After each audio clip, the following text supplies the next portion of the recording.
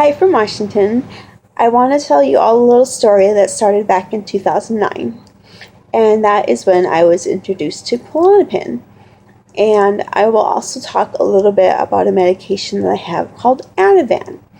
If you don't already know, these two are both Benzos, and they are both highly addictive medications that if you don't ever have to have them, I really would suggest you don't ever start taking them.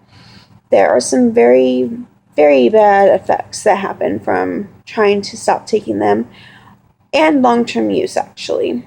Many people abuse these medications. They move on the streets, things like that, so they're really bad. What happened to me is I was diagnosed in 2009, I'm not sure exactly when, with generalized anxiety. And for that, they prescribe normally a 0.5 milligram of Klonopin. My idiot doctor gave me 2 milligrams. And the reason I call him an idiot doctor is because the idiot doctor, at some point, I don't remember when, probably in 2009 as well, gave me a stimulant called Adderall. Now, I know you all know I'm on Dex right now for the idiopathic hypersomnia that we suspect that I have. So I have reason to be on it now. But before, there was no rhyme or reason to be on it. So, being a stupid person, and at the time being on a few meds, I never questioned it. I just took it. And when he said, "You're better now, I don't need to see you anymore, you don't need to come here anymore," I got a prescription for 2 more months, and, well, I knew I wasn't done and better, so I went somewhere else. But anyway, I stopped that cold turkey. That probably wasn't a good thing either, but another story for another day. Anyway, somewhere along the lines of the last 2 or 3 years, at where I get the Klonopin now, it was increased to 4 milligrams. And in the last 2 or 3 years, probably 3 or 4 years actually, I was given Ativan, where just 1 milligram, and only 10 pills for every 2 or 3 months.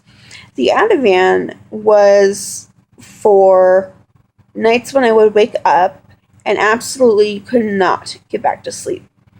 And it worked very well. I can't say it works very well because I don't use it often anymore. My sleep is down to such a fine science that I just don't use it. I think I've used it once since I've been on the Dex, which was in early February. Anyway, Klonopin was 4 milligrams, and 2 was in the morning, 2 was in the afternoon, or at night, excuse me. And when I started the Dex, we had to cut off that morning dose because obviously we do not mix uppers with downers, because that's stupid. I'm sure some celebrity names are popping into your head about what happened to them when they did that. With me, it's Anna Nicole Smith. So we did that cold turkey. Now, I have theories about why that didn't bother me. 1, maybe I didn't notice. And it did. I don't know. 2, maybe the stimulants masked the symptoms and made it so I didn't notice. And 3, maybe I didn't notice because really, in all honesty, I slept so late that I only took my morning Klonopin about half of the time anyway. So maybe my body just wasn't built up to the tolerance level that the nighttime dose was. And still is. So, anyway, going back to the story. With the Ativan, right now, if I wake up in the middle of the night, I have a hard time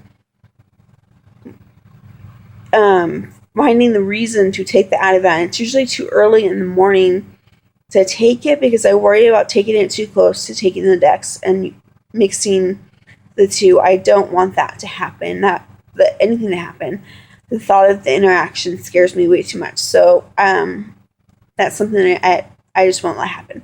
But like I said, I think it's happened once since it was early enough. I took another Klonopin because I was out of the Ativan, and I fell back asleep. But right now, my sleep, again, is very fine-tuned, and I have no problems. Once we withdraw from the Dex again, withdraw from the Klonopin again, I probably will experience the typical side effect of insomnia. which would really suck, but we will cross that path when we get there. Now, the initial video I made of idiopathic hypersomnia versus weaning off 2 milligrams of Klonopin got some response in the form of me watching another person's video. And for him, it was Xanax. He took it normally and he's abused it. He started taking it, though, when he was 17. Hello, big red flags. Now, how can you just prescribe a 17-year-old child a benzo? I mean, seriously? If that were my kid, I would be pissed off. And you know they did not tell the parents, which is bullshit. Pure ass bullshit. And I feel bad for this guy because his side effect that's going to be long lasting for the rest of his life is tardive dyskinesia. And for him, it's right here in the corner of his mouth where it twitches. That's what it does to you. That's one of the long-term use side effects, tardive dyskinesia. And he's only 22 and has to deal with that forever. That fucking sucks. And I feel terrible for him. But he is so strong and he is doing so well. And he is crazy good about what he's doing. And he's hanging in there. And I think that's awesome. Anyway, back to my story. I have come up with a better plan than my doctor did. We know we all did that. He cut me off by 25% taper. That was way too much. I couldn't take it. And I went back to my 2 milligram dosage. And now things are finely tuned once again.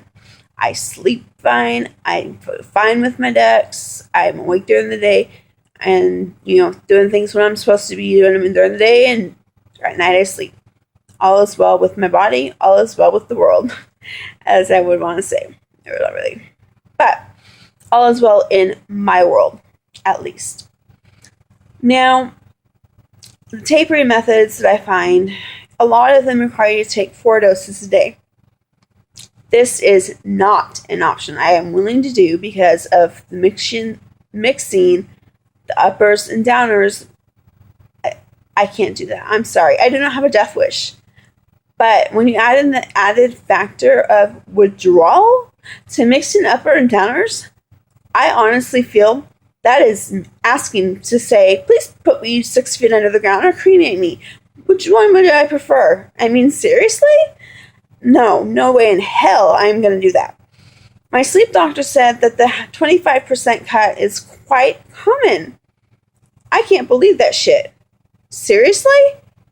I swear, the IH must make it very different for people. It has to.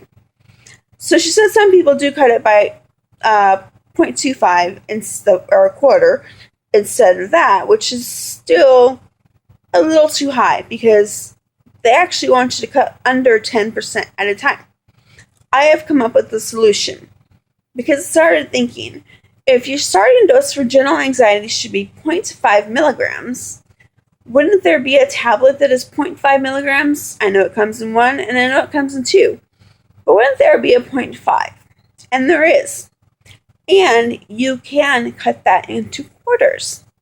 So, if you take 2 3/4 of a pill, which is 1.825 milligrams, taking out 0.125 milligrams, that is like a 6.825 or something like that.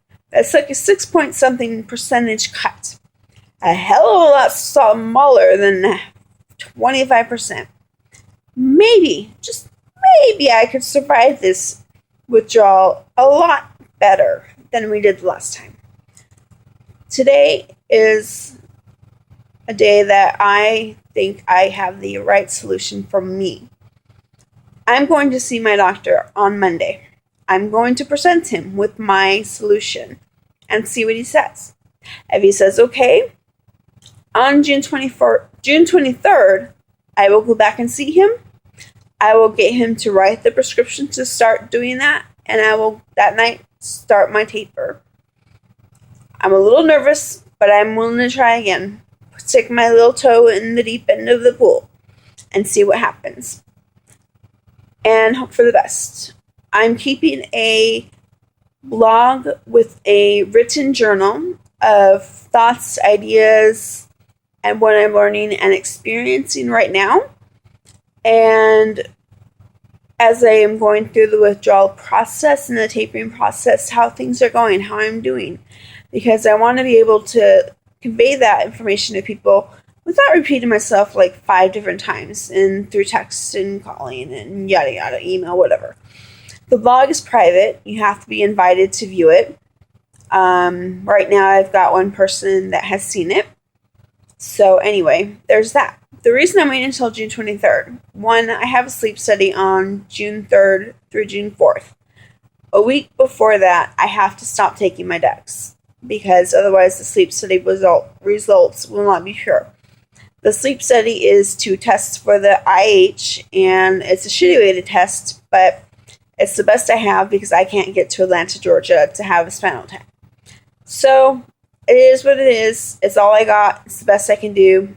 And I gotta hope that it gives me a diagnosis, because otherwise my doctor and I will have no idea what the hell is wrong with me. Next reason is I have a pet sitting gig in the second week of June. I'm not going to do this again, because when I started it before, I had the pet sitting gig, and I can't do that during that time where I need to be very much myself and taking care of animals. That's not fair to them. And last, because I should have my results by the 18th or the 19th of June, and I want to have my results from the sleep study before I actually do take the plunge and go back in. At least we'll know what's going on and have a better idea what's up with my body. So that's my plan. I'm going to take it to my doctor, see what he says on Monday, and go from there. I'll probably make another video about how it went and what he says and what he thinks. And I'm just hoping for the best. If you use prayer, please say a prayer for me. If you do good vibes that you send people good juju, whatever you do to help people and sending them good thoughts, prayers, whatever, please send them my way. I need them right now, because I don't know if he's going to accept that. But he's a pharmacist who should know better, and I believe that he will accept it. He's very open-minded, and I think he'll listen to me. I think he'll understand me. And right now I have no way for him to view the videos because I took them off my phone. I'm not 100% sure if I put them back on if he can see them. So, I don't know. They're not on YouTube anymore. I apologize. I'm moving my account from Kamikaze Kalua to Fiona Glenann, in parentheses, Lady Fiona. I had to do it for professional reasons. So, as always, thanks for watching. I still hope you're enjoying my videos, and really hope that you get information from them, learn from them, like them, hate them, but make some comments below and let me know how you're all doing. Have a good one. Bye.